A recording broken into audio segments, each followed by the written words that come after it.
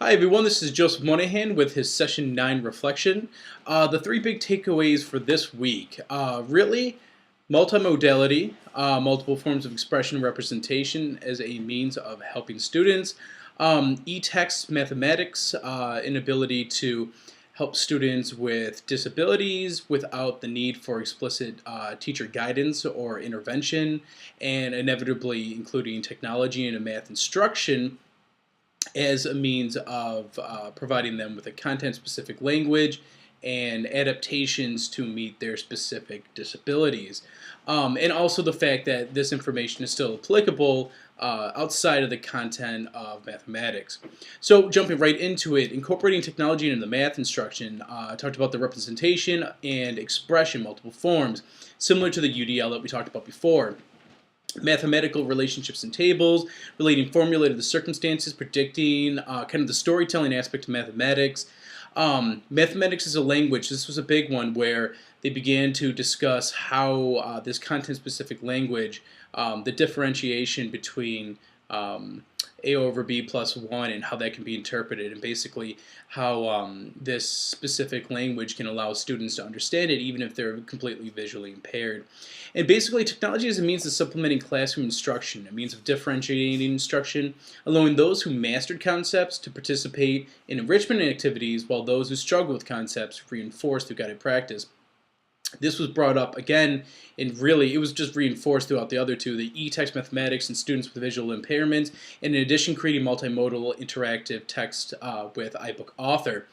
Each one basically illustrated how this multimodal approach would go about helping or facilitating students with disabilities, but in addition sort of helping those who have already mastered these concepts with enrichment, using widgets and alternative resources. Videos, we talked about flipped classroom videos before, so again a student can already have that video, that instruction in there for remedial purposes to view, and basically the most important aspect of it is self-pacing, allowing them to establish the readings and the narration and their processes according to their needs. In addition, this also provides individuals who need enrichment opportunities to do the same. One of the best parts about this is that individuals with disabilities, especially I'm thinking about my students who need test taking, directions read to them, this provides the teacher with a little more freedom and the student with a little more autonomy. It allows them to be able to play the recording as many times as they need to understand it. They don't need that teacher there for the direct guidance or to read it off to them or to make sense of it. There's much more autonomy in the actual instruction itself, as it's both self-paced and self-motivated. So those are my three big takeaways for the week. However, I want to talk a little bit more about the multimodal interactive text with iBook Author. The iBooks Author I thought could also be utilized to read directions and text to students, providing the students with the ability, and advanced students in gaining enrichment.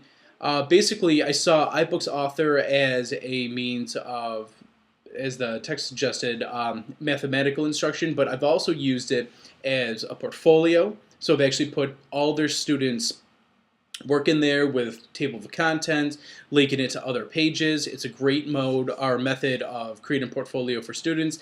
As well, it's also a great way to sort of self-pace. I love, as you already know, writers' workshops, especially Nancy Atwell style, and I'm a big fan of Flowers and Haze, which is the cognitive model of writing processes, which describes the idiosyncrasies involved in the writing process.